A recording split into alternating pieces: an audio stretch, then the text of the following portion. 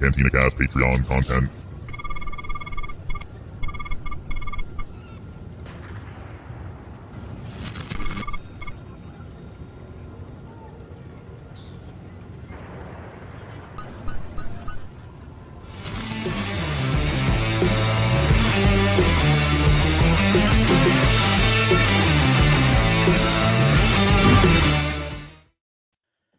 Hello, Patreon members, and hello, Jonesy. Hello, How are you Patreon doing? members, and hello, Albert. I'm well. How are you? I'm good. I'm extremely tired. Work has been kicking my butt. I got to sign a whole nother project now, so I've got two major projects that somehow someone feels like I should be able to do. So Double your pleasure, double your fun. yep, living the life, man. Let me tell you, You were born to live. Right. Yeah. But in other news, there's a lot of Star Wars coming up. Like I was looking at the schedule with Mando coming up, and we've got Bad Batch going on. Plus, we've got Visions coming up. It's just like, And there's that little thing called Star Wars Celebration coming up in April as well. Yeah. Oh man, and the rumors that are starting to fly around what we're gonna see. Yeah. Well, and the guests that keep getting announced too. I mean, it A little suspicious. picking up a lot of steam, man. A lot of steam. Wait till they announce Daisy Ridley. I'm kidding. Don't start. She probably won't be announced, but she will probably come out on stage and do a what do you call it? Ewan McGregor, where they tease it. Yes, I will be coming back. I'm kidding. I don't know that for a fact. I'm just saying that's everybody's talking about that right now. So this is our Patreon show where we're going to talk about a character that was on screen for less than 60 seconds, and we'll probably turn this into a full-on hour conversation. Yeah, because why not? Because why not? But I think we titled this "Who Are the Believers?" And I've had the monkey song in my head, oddly enough, or coincidentally enough, for the last week since we talked about doing the show. But I did think it would be interesting to kind of talk about this particular character and wax in some possibilities from legends of who it could be. I want to get into some kind of like some questions around the ideology and what it means to be a believer. What the heck does this guy believe? Who's he following? All of that stuff. And it may turn out that we know we get none of these answers this season. That is a true possibility, and I accept that. But I have a feeling we'll at least know something, and so we may blow this up, bigger than what it really is. But I thought it'd be fun to kind of talk about because it's a very intriguing character, one that we haven't really had the likes of seen before. Right, but I think a couple of the ones that we're going to talk about though are quite plausible. I mean, they actually fit fairly well into what we know. Well, I mean, a lot of this is kind of borrowing from legends a little bit and flirting with canon a little bit, kind of, maybe not really, but I mean, but it still fits the narrative, and they could easily be worked into those histories, and we've already got some of it in Mandalorian, so it's kind of that's right. Yeah, it's kind of fun. So we got that. We didn't get a chance to talk about show and tell, and I don't even know that I do have one thing, but it's nothing new. But do you have anything you need to show? So if you're new to this, the Patreon feed or live show, we do a show and tell, and the reason why we do that is because we put the video out on Patreon so folks can actually watch the video. But if you're just listening to audio, then we'll try our best to describe this stuff. But we usually kick this off with a show and tell of stuff that we've purchased, Star Wars related or not, in many instances. But anything that come through the into your coffers here recently? Nope, nothing new lately. Oh, I don't. And I have new stuff. Like I have a whole bunch of books. I think I showed you. It's a massive. Yeah, I mean, I'm getting books in, from like our reader copies and things like that, but nothing super exciting. Even like the comics I've gotten have been just kind of okay. They're cool, but nothing like super special. So I can't. Although there's a bunch of Black Series figures and things like that coming out that are going to be really hard to resist. So at some point, I'll probably resume that train, but we'll see. I have a crap ton of books that I bought recently, not Star Wars related, more Dungeons and Dragons stuff, but they're already on the bookshelf, and I'm not going to go pull them out. There's too many, but it's a massive stack of books. Yeah, you had like 2 armfuls of hardcover books you showed me one night.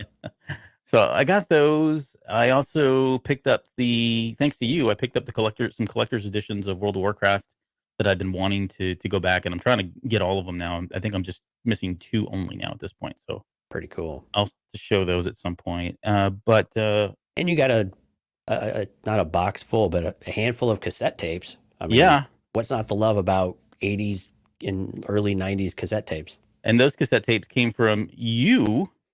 Jonesy. They were a Chris Jones special. I had to bare my soul of what I used to listen to when I was, a preteen, basically. A mix of hair metal and I don't know. He had some good ones in here. I mean, the hair metal stuff was good, but I mean, there's some Kiss in there. Yeah, you had some Kiss in there. A few Van Halen tapes. That's right here. Yeah, 5150. I think I had Van Halen 2 in there. Van Halen 2, there's some Guns N' Roses singles. This might be my favorite. Although I do like 1984 a lot. But Van Halen 2 is a dark horse favorite album for a lot of people. It surprised me because it's kind of often overlooked. But I did want to show an update on the progress. This has been a very long process, but here's where I am with the Lego land speeder that I started. Starting to take it's almost shape. Been about a month now. Yeah, starting to look good. So, you got the vents all around. Yep. So the only thing I'm missing now is just the engines, really. So I'll get those in here at some point, but it's coming along nicely. That came with the base, right? I think it does. I think it came with something it sits on. Right. It's hard to tell. There's still, you always look at that stuff. You're like, what is this? And then when you put it together, like, oh, wow. It's amazing how they came up with that. How many bags are in that thing anyway?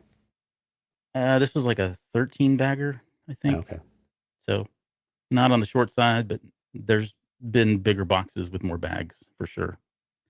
So, but that's been a lot of fun. Super therapeutic, putting Legos together, doing that sort of thing. And then there was one other thing that I was going to share. No, I wasn't.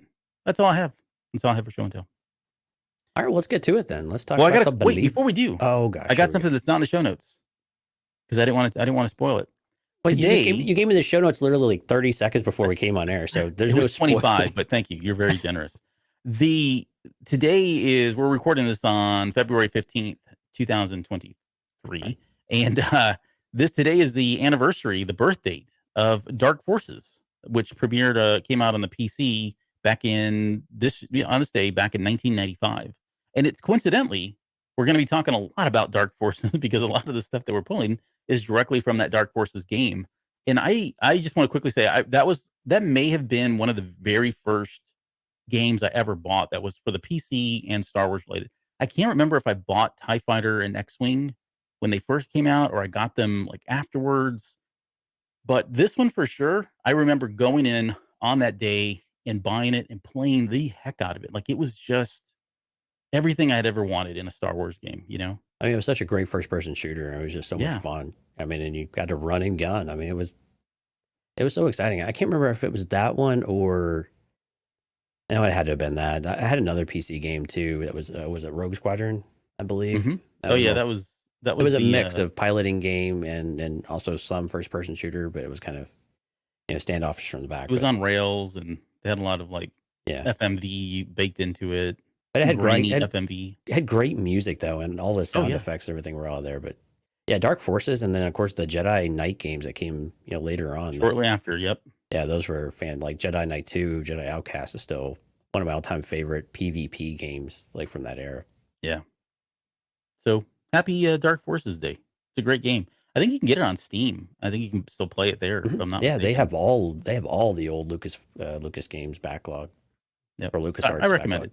It's a fun. I mean, nothing's canon at this point. It's all made up, but it's just interesting to see some of the stuff that surfaced in that game and has now kind of made it full circle into canon in a roundabout way. But again, we'll talk about more here in just a little bit. We should definitely talk about that Whataburger in your hand. Well, that's what I had for dinner tonight because I was on the go. But yeah, I've got 2 drinks here. They're both from Whataburger because I like double fisting my drinks like that. I don't do beer, which side of the microphone you're on, left or right. Exactly. I've got one over here and one over here. All right. Well, enough of that. Let's get into this discussion about who the believers are. And so I thought we could start with just the lines. And this is almost going to be kind of like a detective mystery kind of thing that we're trying to solve. Because I think there's some things in his dialogue that certainly give us clues as to who he is and what he was doing. And so again, he was on screen. I'm just pulling my notes. He was on screen for a total of 57 seconds without his helmet on. That's, to be fair. This is just the scenes with Rex then. This is just scenes with Rex. Because it was really, only when he was alive, right? Not when he was dead. It was only when he was alive, right? Not when he was dead. Yeah, not when he was dead, or not when he was kind of up in the rafters or whatever, shooting down at them. I didn't count all that, but the moment So he only was, beginning when he was pouting after being taken out and yep, then being a little smart aleck to Rex. Got and it. then killing himself. Yeah. So, so Rex says, "Fine, tell me whose orders you're following. I'll let you go." His first line is, "No, you won't, Captain Rex." So, okay, so let's just take this quick line. There's not a lot here, but are we safe to? Is it safe to say that he at least knows who Rex is? But is there any chance that he actually worked with Rex, like a Slick, or I know people are asking like Dogma? I think we had talked about that on the main show, as maybe that was one of them. But do you think there was any chance that he was part of the 501st or had any kind of contact with Rex prior to this moment? I'm going to go with probably not.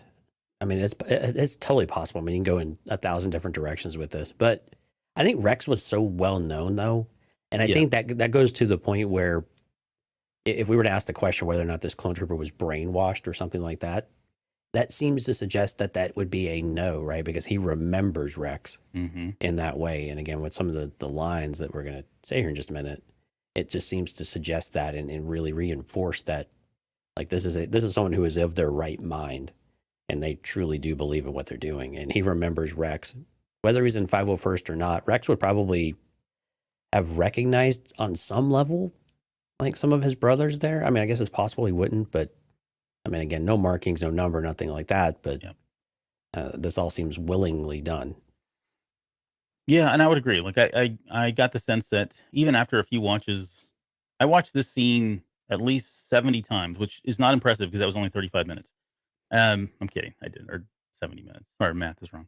But no, in all seriousness, there's the more I watched it, the more I kind of got the vibe that okay, he probably just knew who Rex was because he was such a prominent figure in the Clone Wars that I don't think he would have worked with him. Plus, you would think that Rex. I mean, I know they all look the same, and he had no like identifiable markings or whatever, but you would think Rex probably would have remembered him, or maybe not. I don't know. But again, there were millions of clone troopers. So just to be a devil's advocate, I mean, there were millions of clone troopers, and the Yeah. 501st was pretty large as well. And they had ranks continuing to come in and out as they were killed, or as they were redeployed, or as they split the squad. So I guess it's plausible though that Rex wouldn't know everybody by name, although that seems unlikely given a character like Rex. He Mhm. probably knows most of his squad or most of his, like, the entire unit.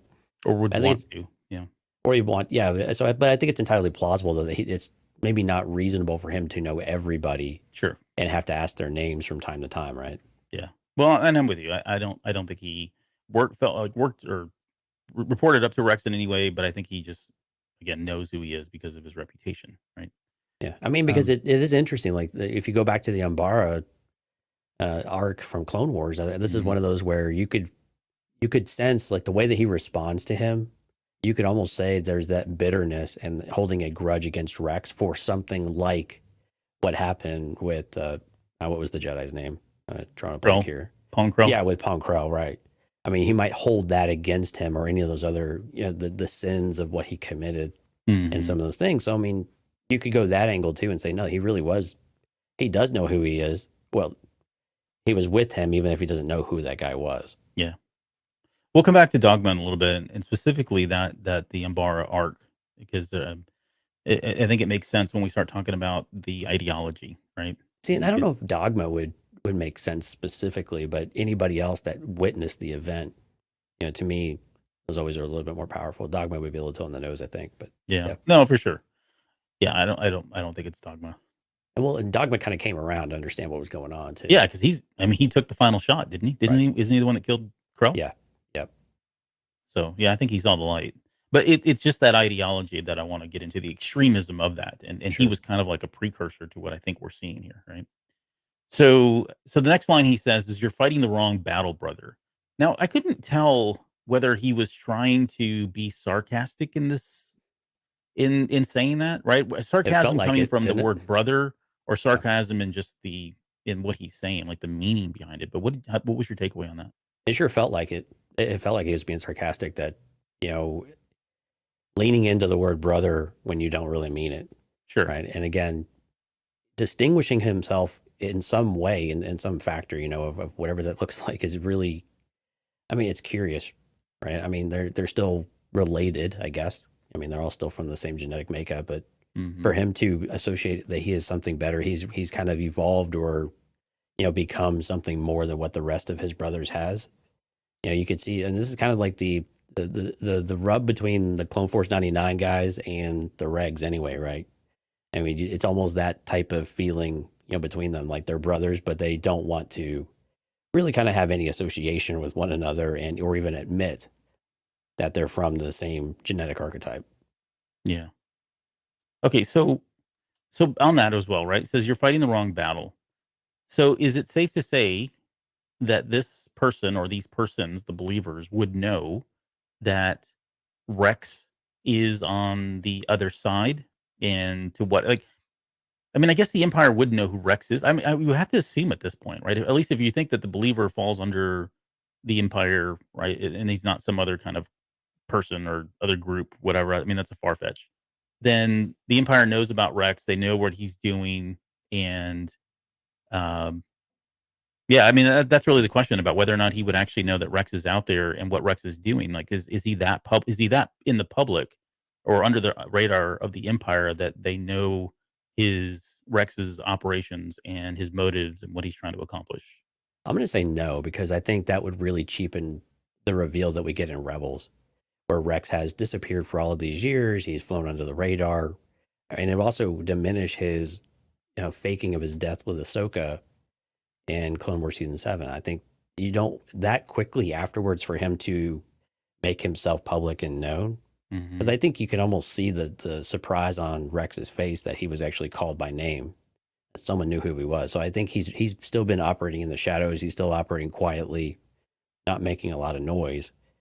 And while we know that Ahsoka, gets outed as being alive in Tales of the Jedi, I think for Rex, I don't think he's quite there yet. So I like the idea that the trooper recognized him, Right.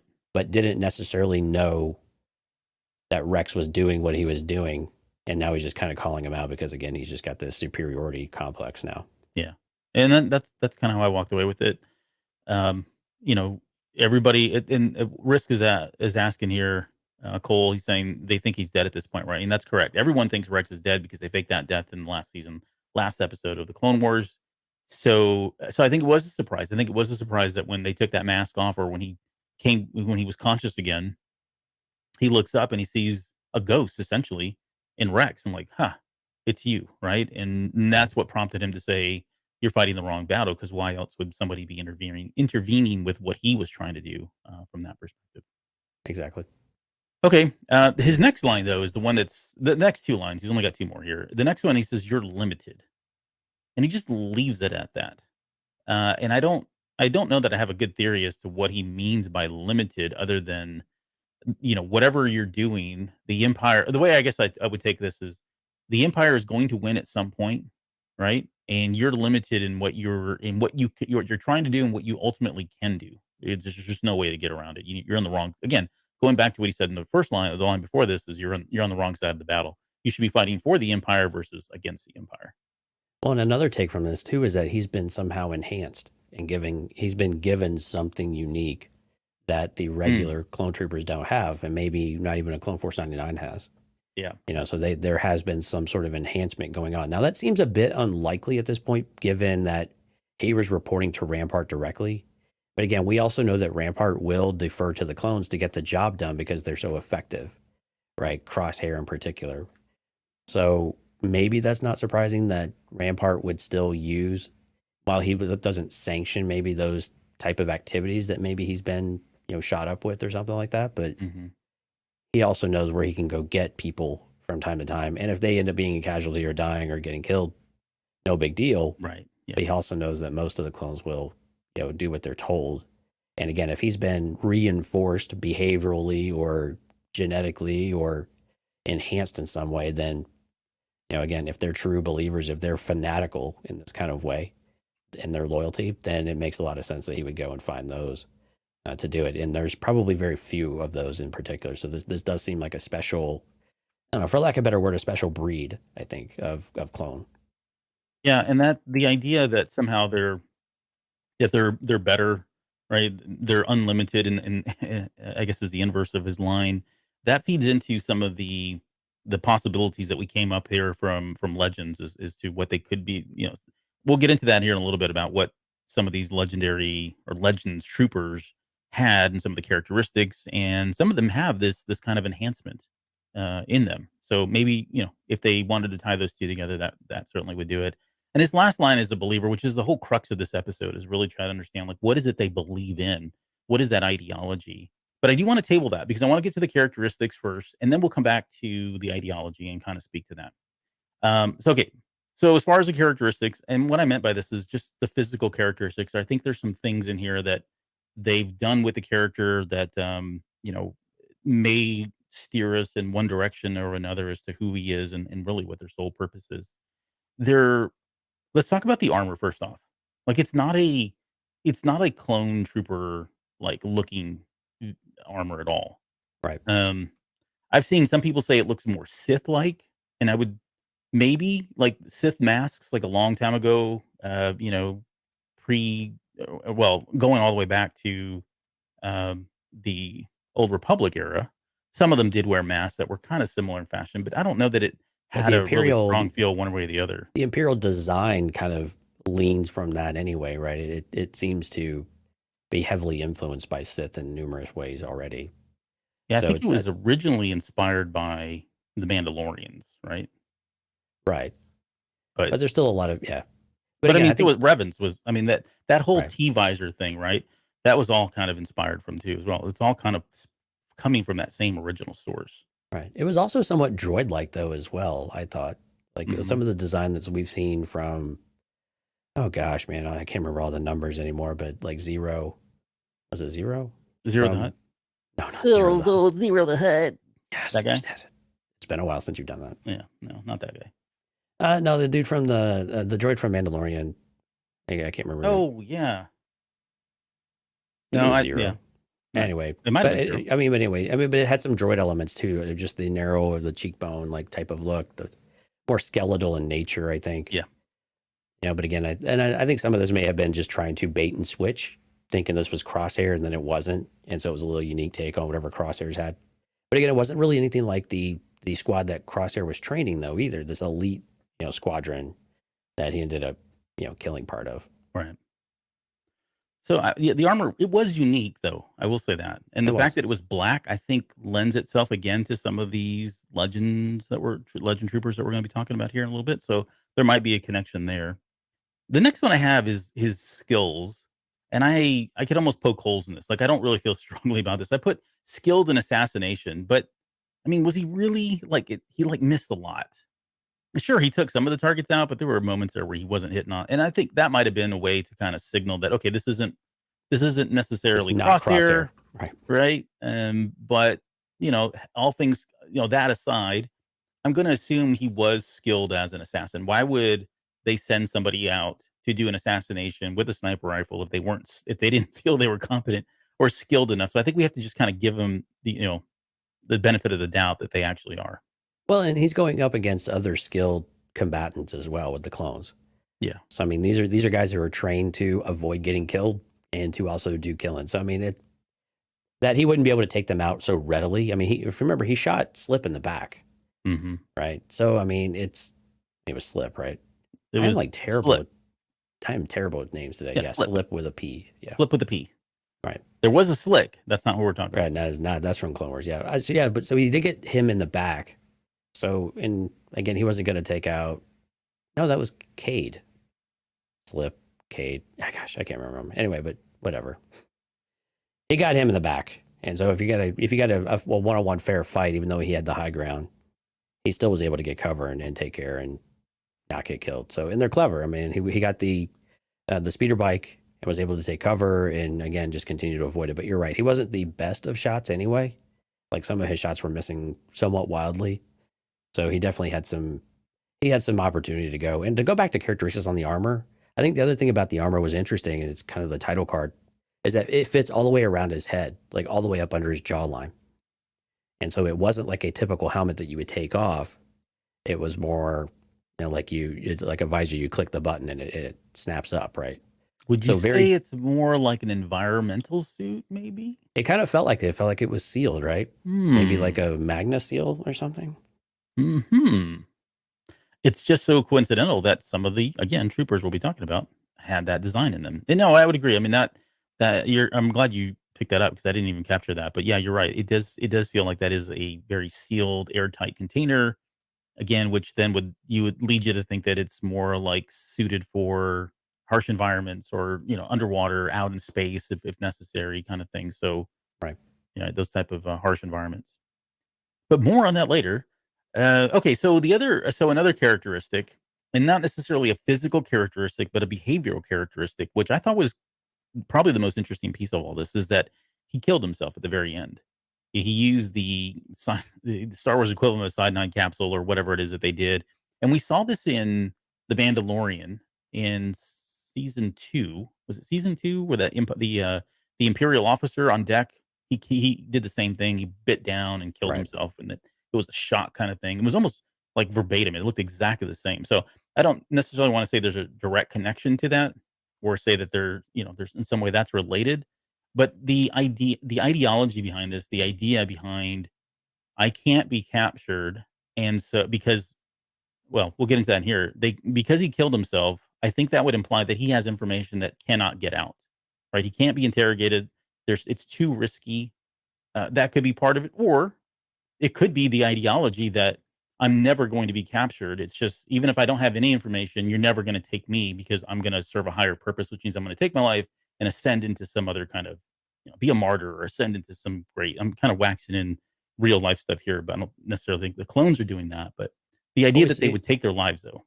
yeah, we see it with spies all the time, right? At least in the Hmm. movies, where as soon as they're captured, oh, they won't give up anything, and they're just trained to say, okay, well, that's the end of the line. If you're captured, we disavow knowledge of you, right? It's the whole, I don't know, it's the whole 007 type of thing, or the whole Mission Impossible, thing. So if you're captured, doesn't matter, not our problem. You know what to do. Either get out of it, or if there's no clear path out, well, take the ultimate path out and just kill yourself. So it sounds And like that's yeah, just and part of the sounds like that's just part of the training, though. Is kind of best guess on that one. yeah. Well, I think the risk would be that they could implicate Rampart, right? That it could lead back to Rampart, and so Right. And that he goes takes back his to life. the fanaticism and the loyalty in that regard, to where those are the folks I mean, yeah. You have to, if you're going to give someone the ability to do that to themselves, you have to make sure they're actually going to go through with it. Right. Well, that brings up a good question. Like, so yeah, it gets back to the question of what does it mean to be a believer? Like, what is it that they believe in so strongly that they're willing to take their life? They're not willing to give up somebody like Rampart. It's just it's so different than anything we've ever had, I think, with the Clone Wars and certainly the clones themselves. Like, even like, and so let me just bring in this. I mean, we're going to talk about a little bit later with ideology, but even like characters like Dogma. Dogma was very similar to Crosshair in that they were, good soldiers follow orders, right? That's really what it was about. Now, did they take it probably a little too far? Yeah, I think he was a little Dogma being a little too happy to fall in line with some very questionable orders that Pong Krell was giving out, right? So he was probably on the fringe of because a lot of them were fighting, pushing back. A lot of the clones were. He just happened to be one that was like, "Yeah, no, let's do this. Whatever. I'll go die for the Empire. I'll go kill whoever you want me to because I look up to the Jedi, and those are my superior officers. And so if they tell me to do something, I'm going to do something, even if this guy is shady." I think with Anakin in the 501st, it was like no question, right? Everybody's going to want to fall on a sword or take a bolt for him. But suddenly this guy comes in, he's got no experience with them, but yet he still falls in order. He still has the same level of fanaticism. Again, talking about dogma, still has that same level of fanaticism until the very end when he did come around. This is an extension of that. This is someone who just is again the next level of that, and I don't understand well, we'll talk about it. I don't understand what's driving the fanaticism there, why it's driving them to really feel like they are truly believers. What are they believing in? Yeah, Is it it just would. the Empire? Yeah, exactly. And I think it goes back to when we think about the concept of the episode, like what was the premise of the episode of what's the premise of the senator fighting for them? And it's this identity for the clones. And so I think maybe as we go through some of this, we'll come back around to that conversation of saying maybe this is just an identity thing. Mhm. Like they are given a purpose, they have a purpose. We hear the passion I want to be a soldier. I mean, you just expect him to say, damn it, and hit the table all at the same time, right? And just make a huge emphatic demonstration of how passionate he is and how it's just at his core. And he's not alone. And I think some of these guys have been given this opportunity, and whatever that opportunity might actually be, whether it's just a second chance or an actual physiological enhancement or something that's done, given them this opportunity to do something more and to be something better and to really remove the chains and remove this limit that he talks about with Rex. Yeah.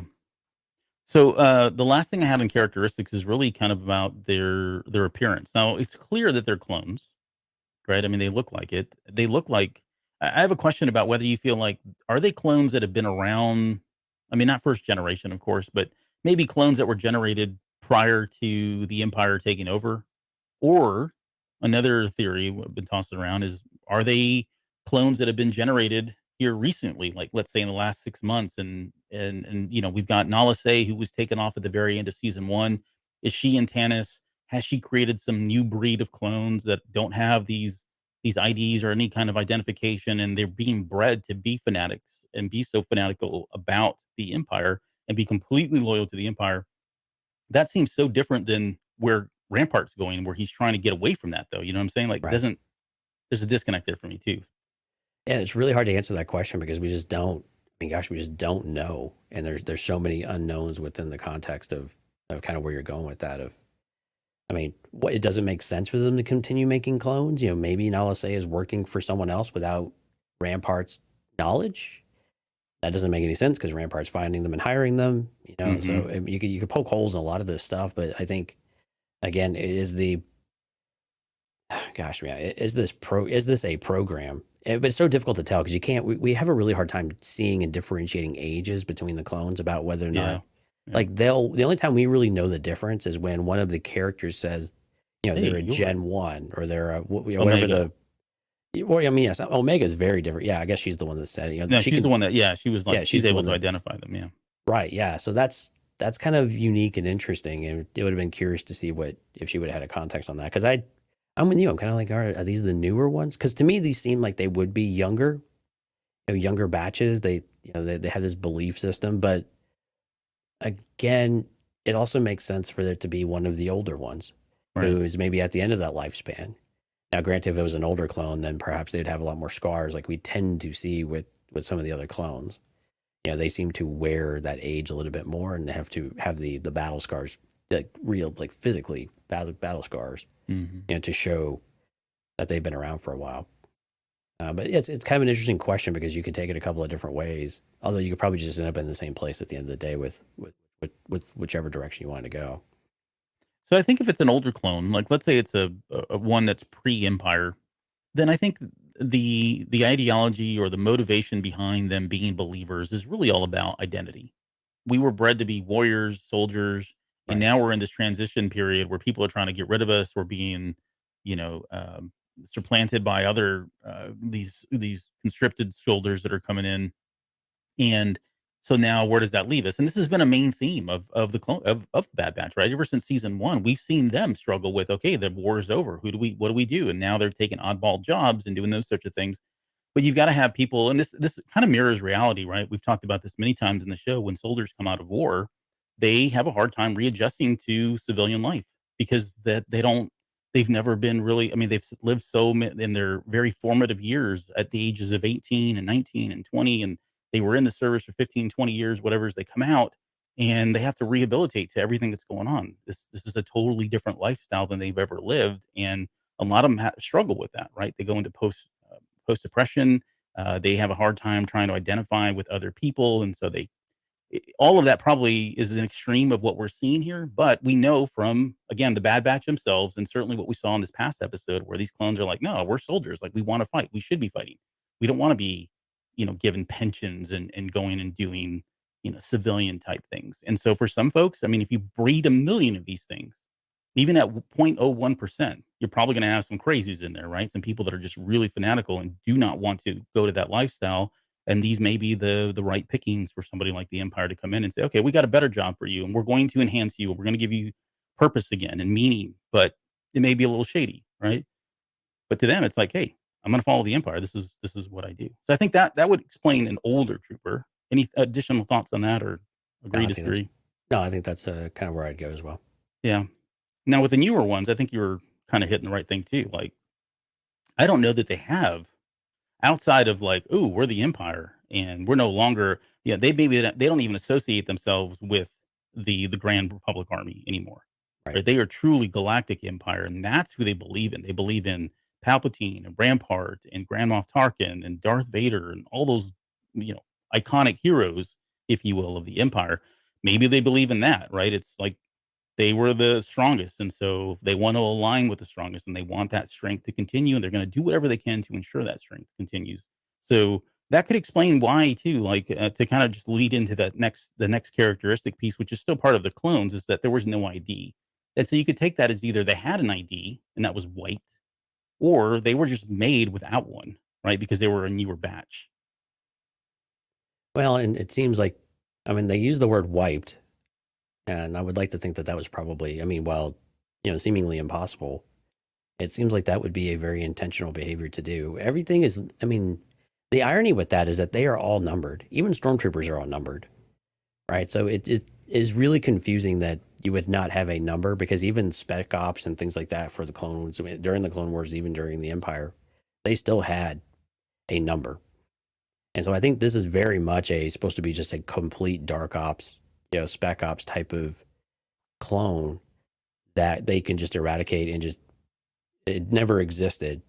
If they're captured or anything else, like you said, they just have no trace back to what they're doing, which I think is where you start to say Nala Se comes into play, right? Because if there was anyone that would be able to do that and figure it out, if he was an existing clone, not new or anything like that, but was still raised through the the cloning batch system, which he's of the age that seems like he's made sense, like that they'd be able to expedite his age that quickly in the last year.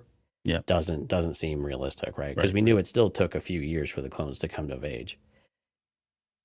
But Nala Se would be the one to be able to do that, right? Yes. And so if you were able to do them and experiment on them and do some extra things with them, then, and again, there's a program like in Legends that is feeding into canon a little bit now that seems like a very plausible scenario for that type of situation. And now, is it a younger clone? No, not really in the Legends, but I think that's one that starts to pick up a little bit of steam. But it does start to lean back towards what is going on Tantus. What else is going on Tantus? It's not just one thing, but is this a byproduct of what's going on there as well? So okay, so then let's talk about I guess some of the so we've kind of narrowed it down to 4 possibilities, and there could be more.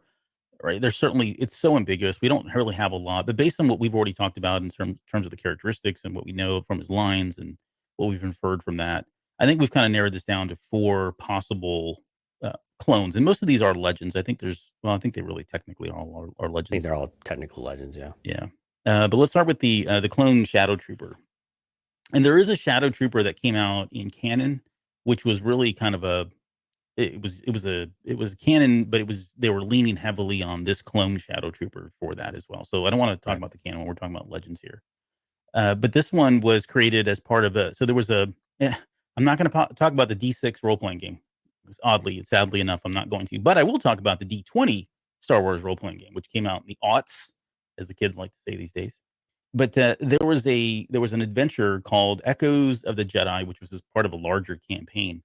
I actually found the PDF and downloaded it and read everything about it. But for that one, so the story goes again. Legends. When did that come out? So this would have been. I can probably pull up the PDF, or you can. Why don't you do some research on the fly? But I want to say it was like. I want to say it was like mid. I don't remember seeing that. That's. Oh no! What was it? What was it called? Echoes of the what? Echoes of the Jedi Adventure. That's the name of the adventure, and then it falls under a larger campaign. Like there was 6 of these that were out there. And this particular one had, okay, so if you want just a really quick synopsis, the way I read, and again, I didn't read the whole adventure. I focused primarily on the clone Shadow Troopers. 2008. But essentially, what year? 2008. Okay, so 2008. Which is actually after the clone Shadow Trooper actually debuted, though. But we'll get there. Okay, so there were long story short is there was a Jedi, and she was still another remnant from Order 66 that had survived, and they sent these clone shadow troopers to go kind of find them, and long story short, the Jedi killed them all. That's really that was what I got from it. It's a larger campaign. It's like many adventures though, so that was just one Right. aspect. But according to the adventure, these guys were created during the Clone Wars. They were actually, and then it actually had a section in there that talked about how, so when Kenobi goes to Utapau in Revenge of the Sith, these guys were kind of placed, they actually went first, and they kind of opened up they kind of like sealed the communications from the separatists so that all the other clones, the 501st and everyone else, could land, and Kenobi could land. And this is all kind of done covert ops.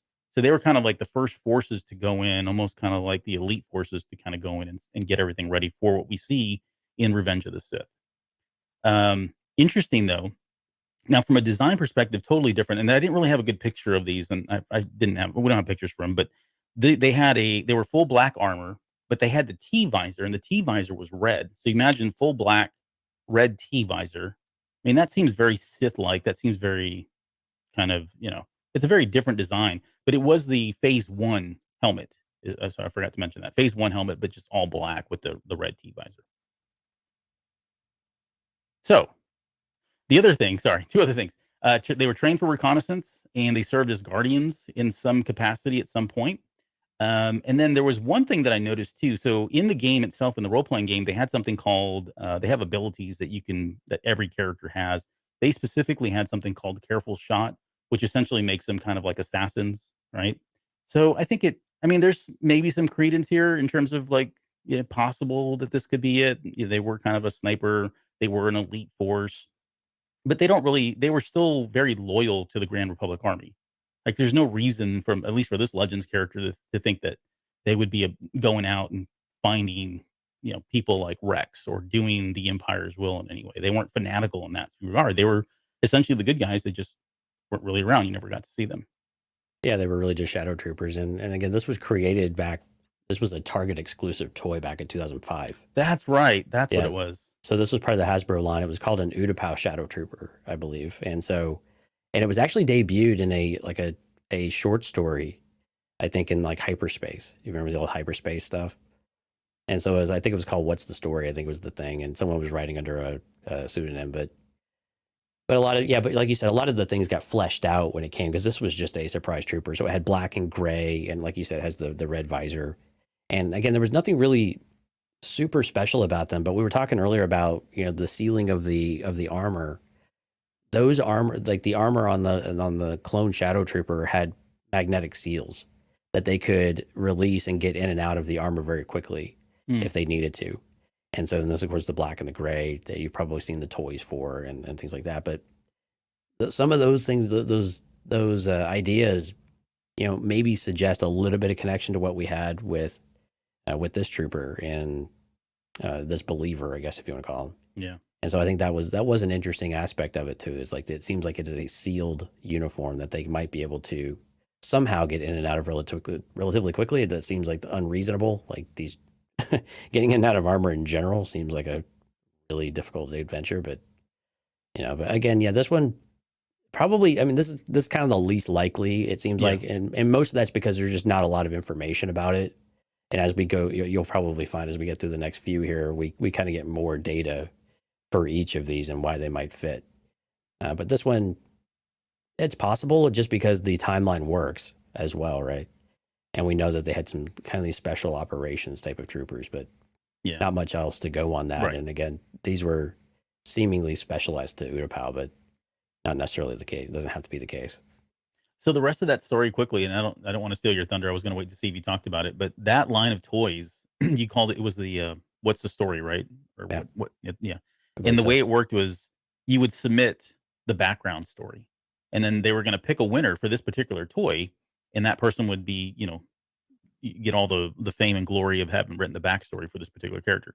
What happened was Pablo Hidalgo came in and stepped in and said, well, we can't allow this to happen. So they actually never awarded anybody the backstory. So there was never really a backstory that was created for the toy.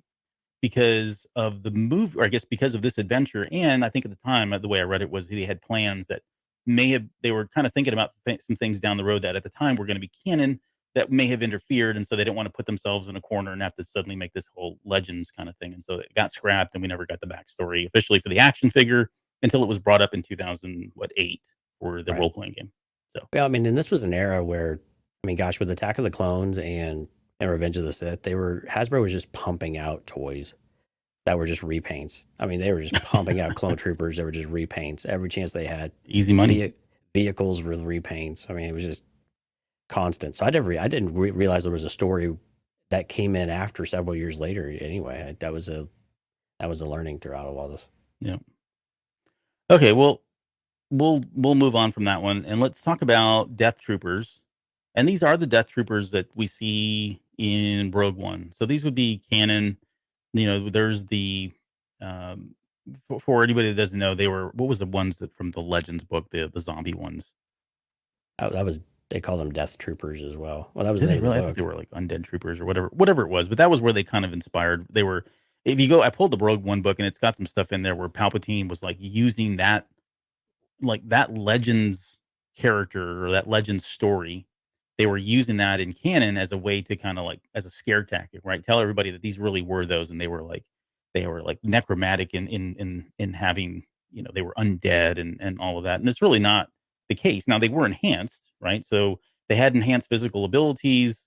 They had some advanced armor that allowed them to kind of have, you know, be able to sense things all around them. They were skilled in like heavy weapons and ammunitions or demolitions, sniping, that whole thing. Everything that we see in Rogue One, and then of course there's been a number of other things since then. But they were again another elite trooper and black armor. So I think there's a connection there. Well, The one thing that and Go ahead. enhanced armor too. Yeah, I mean the helmet had special displays and a lot of other customization to it, which seems similar to what we had with this character here too, right? We see he was while the scope and things were through the weapon. Probably, I think some of that other was probably a heads up display within the helmet would make a lot of sense, right? Especially with it being sealed. Mm-hmm. And so and again, you don't see this on screen, of course, but throughout all the other material we have for Death Troopers, we know that there were extra components to their armor that made them special and that gave them more combat situational awareness and things like that. So it enhanced their abilities just through technology and what they had available at their disposal. I think the things that this one has going against it, I mean, the black armor, okay, fine, right? It's both black. That's really a stretch, I think. The fact that they are an elite trooper, I think, is something that's got going for it. You know, enhanced abilities, I think it's safe to say that we had those. We don't know yet. That's the part, right? We don't know that if they show us the HUD, or we see more of these and we get to see some of those powers, then maybe it becomes easier to kind of pinpoint them down as like a prototype to the Death Troopers or some kind of precursor to Death Troopers.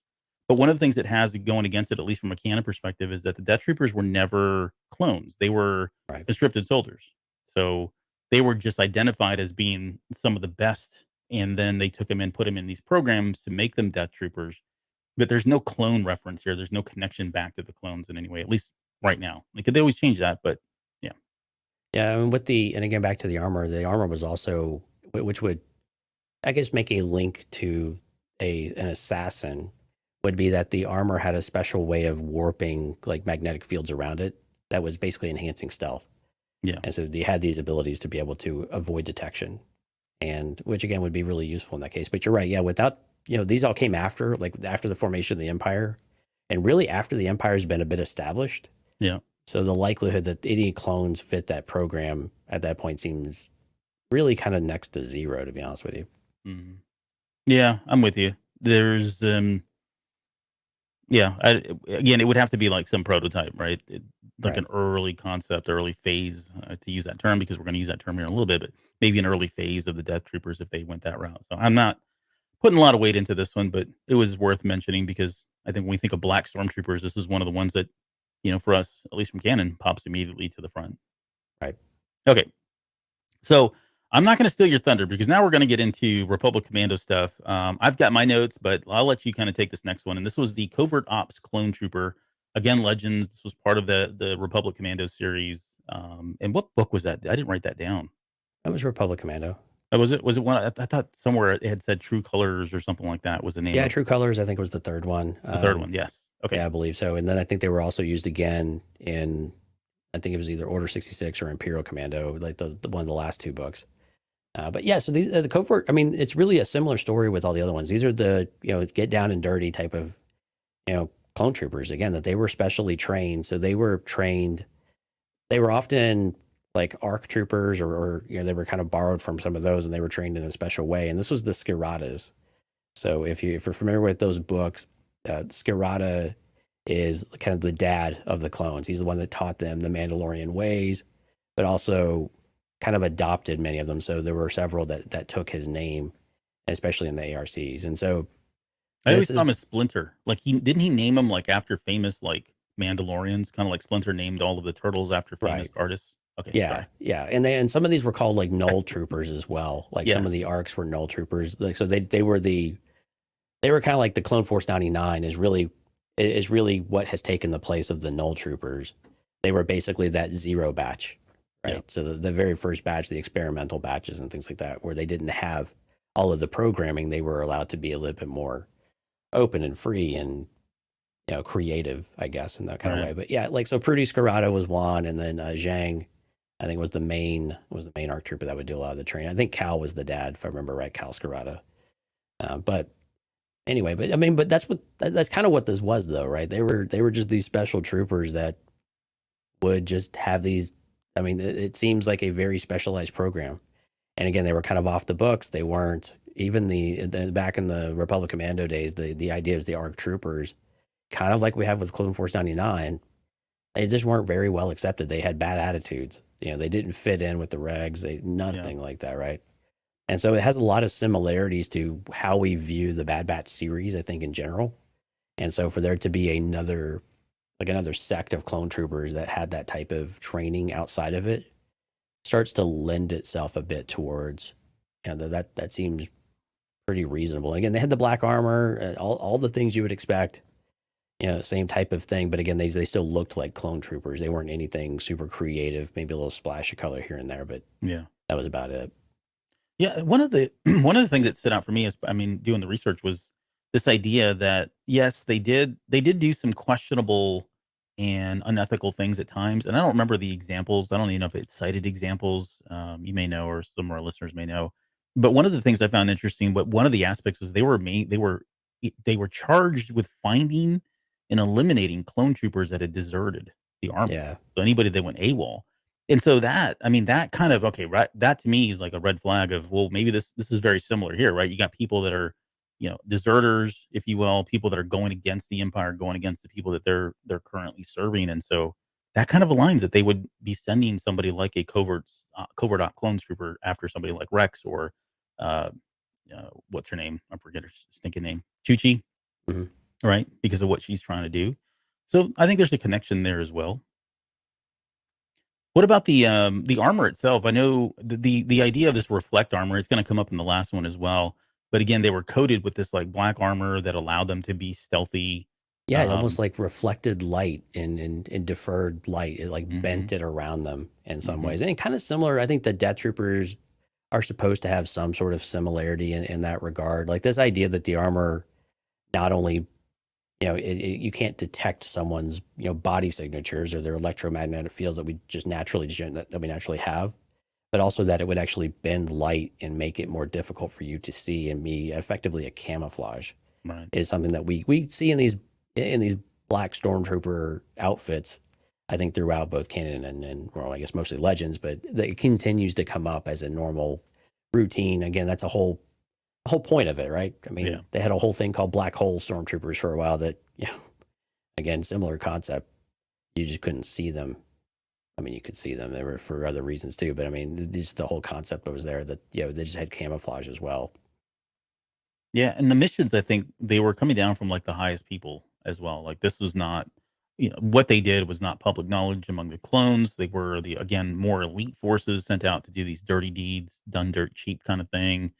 So I mean, there's a lot of What's They were that? kind of part of like a clone intelligence agency, like their own version of CIA, There you go. effectively. Yeah, Yeah. is really what it was. Like you said, they were out there hunting down other clones, but it was this intelligence agency, and this is where the committing of suicide, like if you get captured, this is where this starts to really start to cement itself as a real possibility here, because these are the types of troopers in those legends. And while we don't really get that specific scenario, you definitely get that vibe that these are the ones that would do something like that, because they know. I mean, they're out there hunting deserters and anything else, but they can't be known to exist. They have to effectively be these troopers that exist in myth and fairy tale. You know, it's like the boogeyman of sorts, right? Yeah. For a clone trooper. Yeah. So this one has a few teeth. Like it checks a couple boxes, at least when what little we know. I think it checks a couple boxes for us in terms of, drawing it back to this particular character and this believer, if you will. Right. I mean, and the thing about all of these that we've talked about, maybe the Death Trooper a little less so, but like the first one, the Shadow Trooper, and this one, is that it's just this idea. These are all kind of similar, and they're all kind of cut from the same cloth, like the idea wise, at least. Mm-hmm. And so you can imagine that clones and stormtroopers and however you want to classify them or bridge them together, this is all pretty reasonable that they'd have some group that would do these types of activities, and they would have something unique and special to them, because we've just seen so many examples of it in the past. That these have a lot of, I mean, this has legs, right? Especially this last one, even though the scenario of how they were trained or where they were developed is a little bit different. Just the idea that there is some specialized agency that employs these types of clones, seems super reasonable, even during this transitional time of the Empire. Yeah, and the Empire needs an excuse to do anything. You know what I mean? Like they'll just do whatever they want. But you're right. It's still, and these are still expendable, right? Because yeah, they're not the long-term solution anyway. Right. Because they're still clones and they're being repurposed or, being wiped by Nala Se and then made into this, covert ops trooper and sent out to go kill other clones. And right. Again, they could be pulling from a lot of the aspects or characteristics that we've talked about for some of these now. Okay, so let's talk about kind of like the last one, which I think is probably the more likely one. Although the covert ops one probably had more boxes that are checked. This one particularly, this is the Phase Zero Dark Trooper. This one has more. This one's more in line with what we've gotten recently from Dave Filoni and The Mandalorian. That whole We're going to talk about the Dark Trooper project specifically, but even though it may not have a lot of very specific things, I don't know. This one feels like this is where it's probably going to be. You can get there because we know even when Legends that there were series, right? Like you said, this is Phase Zero. This is the very bottom level, ground level. Mm-hmm. And we know it went through several iterations until we get to the actual Dark Trooper that we see in Mandalorian. Yeah. And so we know there was a progression. And so that they would come back after seeing that there with Filoni and company, and then coming back to here, even though Filoni's not necessarily writing all of this, but has certainly a huge influence on what they're doing. He's creative director, so. I mean, yeah, and he's executive producer and all of these other things too, right? So he has oversighted that they would bring something like that in and tease us, potentially. Yeah, really does feel like it. And when you hear the story of how this program progressed, man, there's a lot of things you'd be like, that just sounds 100% plausible. Yeah, and so what I'll do is I'll kind of start off, and you can fill in the blanks here. But and we talked about this as part of the, I guess, when I forget the episode. In season 2 of Mandalorian, where Luke comes back and we get the Dark Troopers, or maybe even prior to that, because they did show them. Yeah, they teased it. Yeah, with Gideon. Yeah, with Gideon, right? But essentially, the Dark Trooper, and this goes back to the Dark Forces game that we talked about at the very beginning. So in Dark Forces, you were up against these Dark Troopers, part of the Dark Trooper. What is it? Project. Sorry. Project. Yeah. And so they had 3 phases, right? The phase 1 was kind of, they had clones that were stuck in these kind of exosuits, and they would go around. And we'll come back and get more specific here a little bit later. Phase 2, they had gotten rid of the human element. And so I'm going to mix Legends and canon here real quickly. So in Legends, the phase 2 clone or Dark Troopers were all like robotic. There was or you could wear them as let me back up. I'm screwing this up. Phase 1, it was you could wear the armor, or you could just have it. No, I'm screwing this up. Yeah, Phase 0. Phase 0. The numbering is what's screwing me up. Phase 0 was all humans. Phase 1 was like you could wear both. Phase 2 was robots only, and then by the time they got to Phase 3, it was in Legends, it was kind of both. But then Gideon says in canon that by Phase 3, they had gotten rid of what it was with the weakest element, which Yeah, was which the is human piece of it, right? right. And so there was no need at that point, and which is why we saw just fully automated droid-like Phase 3 clone troopers in season 2 of Mando. Right. Now these were also the I was trying to go back to my notes. Oh, so one of the main, I guess, one of the main components of them was that they were enhanced, and they were enhanced with a lot of the engineering and robotics and all that went into Darth Vader, right? They were known as kind of being these more machine than men type people, and this eventually leads to a lot of them being suicidal. Like they couldn't cope with the fact that they were losing their humanity, which I think is one of the more endearing aspects, and one of the things that's really surfaced as part of the Clone Wars is that yeah, they were bred to almost be like these human droids, but eventually or essentially they were as human, more human than most of the other people that were born that way. And so for them to struggle with that, right, being replaced and almost becoming the thing that they were fighting back during the as part of the Grand Army, that was really hard for them. And so they did become suicidal, or they kind of felt like they didn't really have anywhere else to go, or maybe that kind of lends itself into what we see at the very end, where this particular believer takes his life, and because of the cause, right, he's got nothing else to do at that point. Right. Yeah. So, if you're listening, you might ask, well, why would they jump into this program anyway? So a lot of reason why the clone troopers were interested in this is because they were getting older, they were aging out, they weren't as effective. And so this was an opportunity. So when they would just get into the exosuit, the exosuit would enhance their abilities. Kind of think of like a Iron Man type of situation, right? You get into the suit, you can do more than what you can do physically, but you're still a person inside. Now, over time, their body started to fail them, and they started to opt to have limbs removed so they could more fully integrate with the suit. Mm-hmm. And that's what Albert was talking about, where you talk about the more the Vader aspect of things, and they start to lose their humanity because either their body is failing in different ways to where they have to do this, and they're being kind of kept artificially alive in some kind of ways. I think this is the evolution of this program. And I think that's the part that we see why this is so plausible is that when you take what Gideon was saying, that they removed the human element entirely out of this, you could see where having some level of control or some sort of influence over what the bot side of thing needs to be doing, and that thinking aspect is always there. And we know in Star Wars there are numerous cases like the Bomar monks, right, where they will retain their brain or their intelligence aspect of things, even if it's within some sort of suit, right, or body that is not their own, or a jar, right? Yeah, just a fish bowl.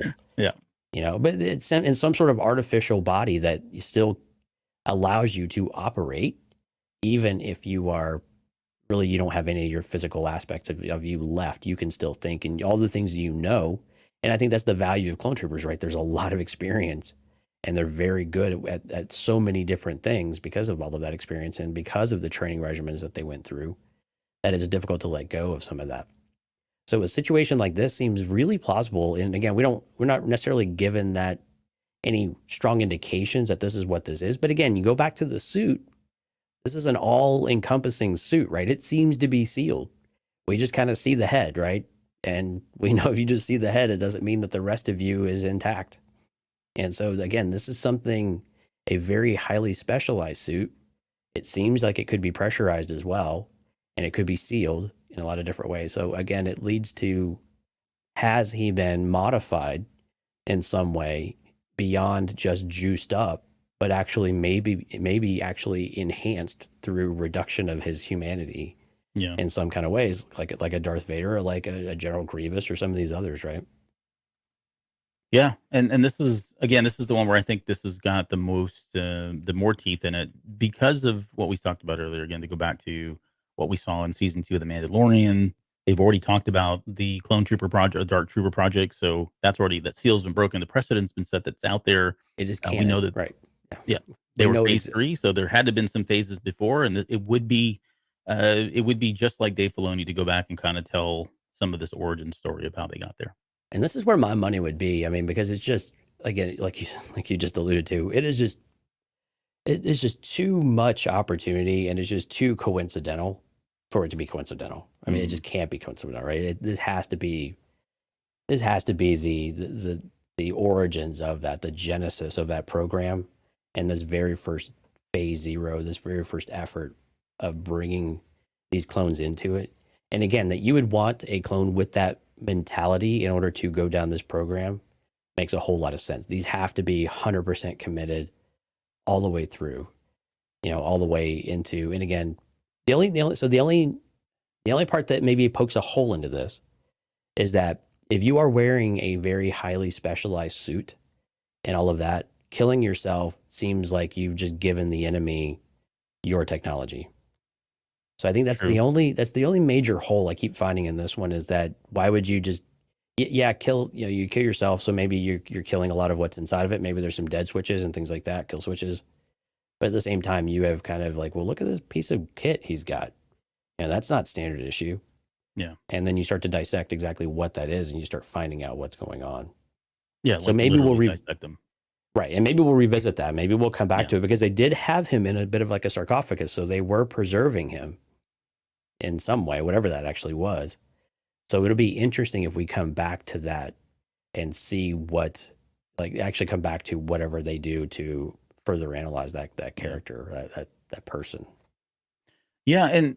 And to bring it back to the Clone Wars, or to the Bad Batch themselves, like, who's really gonna give the Bad Batch a run for their money, And maybe there's at some point down the road here, when we get into, like, if we get into the Uprising, or the second Clone Wars, if you will, there's, if they've got a bunch of these guys set up, and, the program's more advanced, and this guy was really just kind of a sniper, and we don't know what kind of cybernetics he's had, but if they had others that had more advanced cybernetics, then you got somebody that's more formidable to go against the Bad Batch, right? Because otherwise, they're just going to run over all those guys unless they get outnumbered. So, Right. It's pairing up true human genetics, enhanced genetic abilities, versus the more modern Darth Vader Empire model, where we just give them all of these special abilities through cybernetics. So seeing that clash, I think, would be interesting. Yeah. One thing I would have liked to, like, and I didn't think about it till just now, was to take a picture of this clone trooper with with all the gear, and put it next to the Dark Trooper that we get in Mandalorian, just to see if there are really any similarities. Again, the latter is, of course, 100% automated at that point, so that they would look very different. And of course, we're 25, 30 year, or I guess not quite that long. Yeah, we're about 20 years removed from all of that, 25 years. So a lot of iteration happens since then. But it'd be interesting to see if there were any similarities that further suggested that there were a connection in that program. Yeah.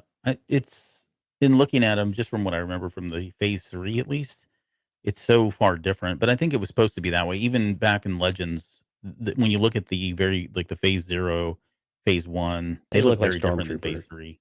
Yeah, they just look like stormtroopers, basically, Mhm. with just a little heavier armor. Really, not much else than that.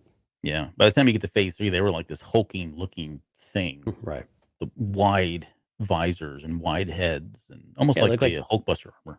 Yeah, exactly. Yeah, they belong like in Battlestar Galactica or something like that. Right. Yep. So yeah, there's not a lot of similarities, but again, this is, a long time before then, so we could be getting there at some point. Yeah, we weren't super creative in Legends with the way the stormtroopers looked, to be honest with you. We had the space Yeah. trooper and things like that, but they weren't. They were all pretty much consistent with the original design. Yeah.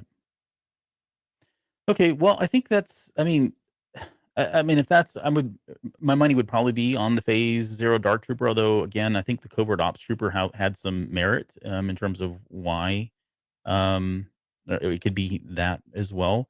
I think we're going to get more of these, so I think we'll eventually get this kind of answered, and it'd be fun to kind of come back and listen to how much we screwed up and got wrong. But Well, I it's think we likely will to get be. more. It's likely to be an amalgamation of several of these anyway. That's Like true. it's not going to just be one. And we've seen this with the new canon, where they're bringing in and they just meld and merge some of the stories that we have. Little of this, little of that, a pinch of salt. Mhm. We've got something that feels fresh and new, but has its roots rooted back in Legends, Yeah. which I always appreciate. I think it's nice when we do have that. But yeah, I think when we look at what we have, though, I mean, I think we have at least a clear winner of the ones that we've picked. But again, we'll probably get a sprinkling of a few different things, and they all have a similar enough backstory to them that pinpointing to one versus another, except for the Dark Trooper, which has a very specific type of story to it. The rest you could just it's all more speculation and things you have fun talking about with your friends. Yeah.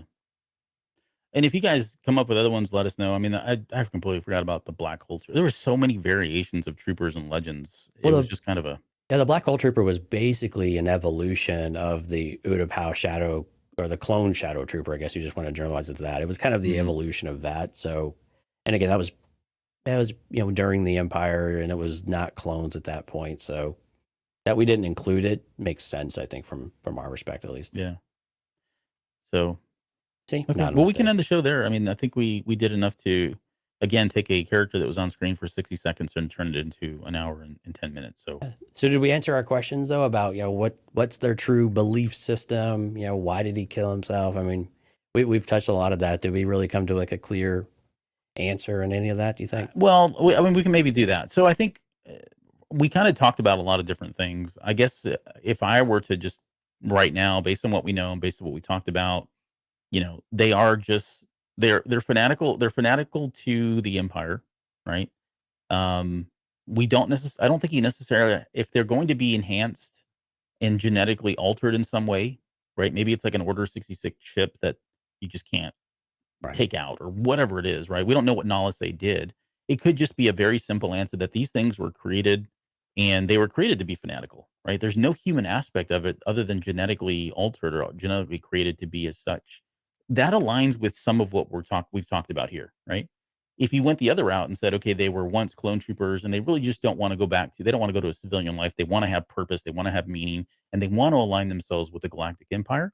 Then I think you could still use a couple of these, particularly the Phase Zero Dark Trooper, more than any of the other ones, right? Because without if they're aging so much that their purpose is not even like they can't even fulfill the purpose as much as they want to, then I think that makes sense for them. So there are good reasons for somebody who's not being genetically, mentally altered to still align themselves with the Galactic Empire because they are the power now of the galaxy, right? And they've given them purpose, and so what else do they have to do? What else? They have nothing else to live for, so why not do that? So I think there's reasons for it, and that's where I would lean. I think they're probably just these clones that didn't have purpose. The Galactic has given them the Galactic Empire has given them purpose now.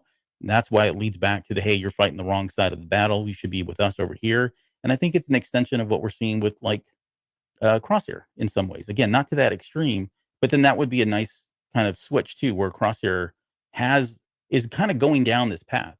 Like he could very well easily fall into the same program at some point. But I think his humanity is going to kick in more than these guys. His love for his team and his brothers and Omega and all that. I think that's going to play into it, and that's when we'll see him kind of come back over to that empty space they've got now. Yeah, and I'm really falling into step with a lot of what you said there, and I think the clones are having to deal with their own mortality now, right? And we're seeing that not only is it just end of the war and end of war in general, but it's just their own mortality. I mean, again, what's their purpose in life? Well, their purpose was to fight. That's over now, so it kind of feels like their life is over. And now they have an empire that is readily trying to replace them with no plan in place.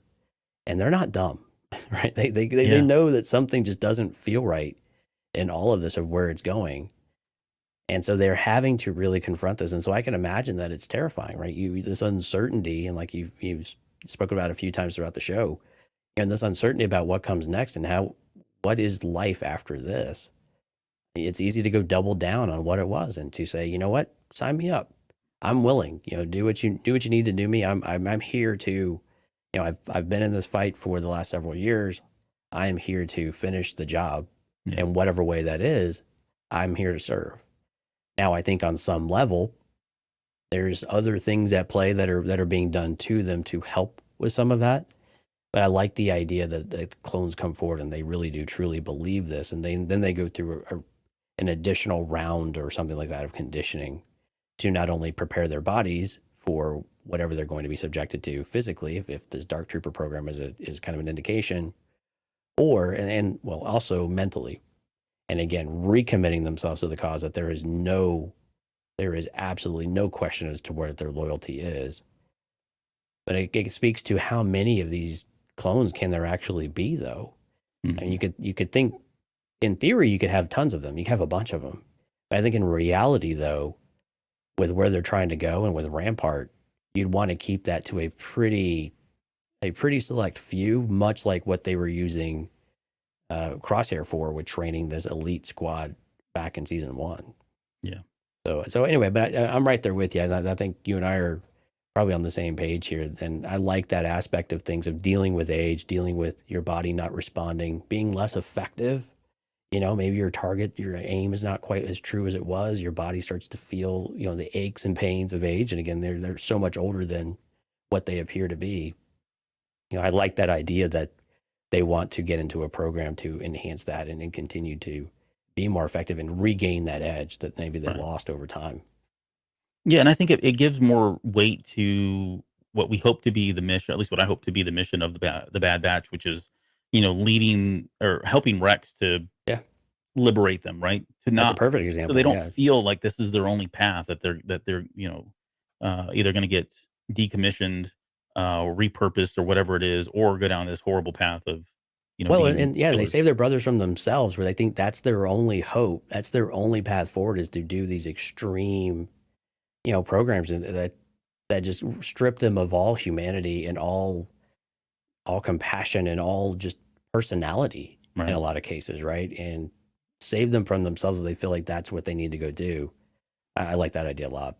And I think that the other question about why did he kill himself, I think, well, I mean, if you're on that path, then if Rampart, although this is what happened, this is the interesting piece of it. But if Rampart was ever to be found out to kind of be behind it, well, then that program's gone, right? You're the person that's championing this program, that's sponsoring this program, is suddenly gone. So what does that mean? So you can't allow that to happen, right? That risk cannot be there. It can't be tracked back to him. And so so again, it's self preservation in a way, right? As though, even though it's suicide, but it's it's to ensure that that program continues. Yeah, I mean, I think that's why they would go ahead and just take their lives at that point.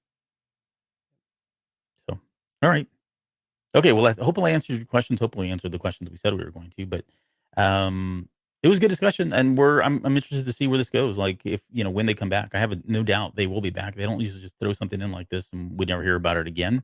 Although Yeah. we talked about that could be possible. I don't I think hope it still feels special, though. I don't want to see just them all coming out of the woodwork, but I think it would be nice to have another one come out at some point. Mhm. And again, we're on the backside of the season now, so Yeah. there's only so much you can, you know, come back around to. But if there is more than a season 2, you know, we can come back to it in a season 3. We didn't get to everything in season 1. We're kind of coming back around in some way. Exactly. Yeah. So I think that's okay. I like keeping it unique and mysterious in that way, as long as we do follow up and come back to it. So I think this is a really cool. I think this is a really cool.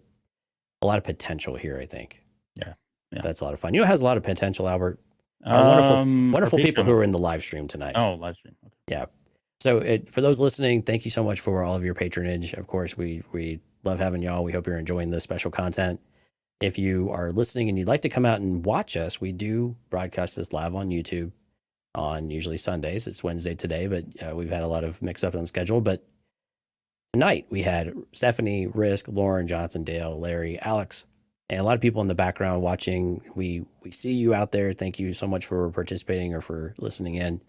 We hope you'll say hi. If you are curious about it, please go over to cantinacast.com/YouTube, and you can hit the little subscribe so you're notified with the little bell anytime we're going to go live, and you get a notice. We usually try to post the shows about a day or two in advance, so you have lots of time to plan your schedule accordingly. And of course, it's at usually 9 p.m. Central each time. So a huge thank you to everybody that comes out for it. And of course, a huge thank you to all of our Patreon members that come out and support us every month. We really do appreciate it. And if you want to join Patreon, yeah, cantinacast.com/Patreon. You can find all of our tiers. This content all starts at $2, so it's really affordable. We hope, we think. And if you'd like early access to the regular podcast, that's just $1. But if you want the whole catalog of everything else that we do every week and sometimes twice a week, then a couple of dollars. And then if you want to try to get on the show at some point, there's some other tiers that are supportive of that too. So we'd love for you to check out the Now Part of the Tribe and the Delusions of Grandeur tiers. which we are coming back here very shortly. We're negotiating dates and times to come back and do our top 3 moments of Mando season 2. We did season 1 a couple weeks ago. That's out there for Patreon members to listen and watch, and then that'll happen just shortly before we get to March 1st, which is of course going to be the kickoff for season 3. We forgot to talk about the clip. There was a clip for season 3 that was released. Did you see it? Yeah, there's a couple of new Grogu's scenes. flipping around the chair. Yeah, and Pershing walking down the whatever it was, I think. So yeah, we'll bring it up next time. Yeah, a couple new scenes. I mean, nothing major. I don't think it really changed much, but I mean, yeah, we've got right at 2 weeks now until Mandalorian premieres. We still need to do a final hype episode. Yeah, guys, you guys are going to be getting 2 or 3 episodes a week from us here for the next couple of weeks. So strap in. We're here for the long haul. Yeah. Hey, by the way, there was Dong Look Larry was another one. Did you call him out? Yeah, I just called Larry. Yeah. Oh, okay. I didn't do the rest of it. Well, I don't know what that means. He said so. You don't have to use your imagination very much. Yeah. Okay. You just said Larry. All right. Well, I want to make sure credit is due. I did. No, I said his name. Yeah. All right. Fair enough. Right. So tomorrow, tomorrow, if you're listening to this right now, tomorrow we're going to come back and we're going to do The Crossing, which is episode 9 of the Bad Batch season 2. Really, it was a. I don't know if you. We haven't really talked about this yet, but an episode that felt like it really wasn't going anywhere, and then all of a sudden it just hits you in all the feels. So it just kind of came out of nowhere, and like very emotionally weighted episode. God, what's the song? Is like Christina came out like a rainbow. Wrecking Ball. Wrecking Ball. There you go. That's Miley Cyrus. Miley Cyrus. Yeah. I don't know. Whatever. They look alike to me. You're out of your element, but this is true. This is very true. But yeah, there's some good. We'll have some good discussion around that tomorrow as soon as I'm done with the show notes. All right. I guess anything else before we get out of here? That's it. Long live the Empire. Okay. We'll see everybody tomorrow for more Bad Batch coverage.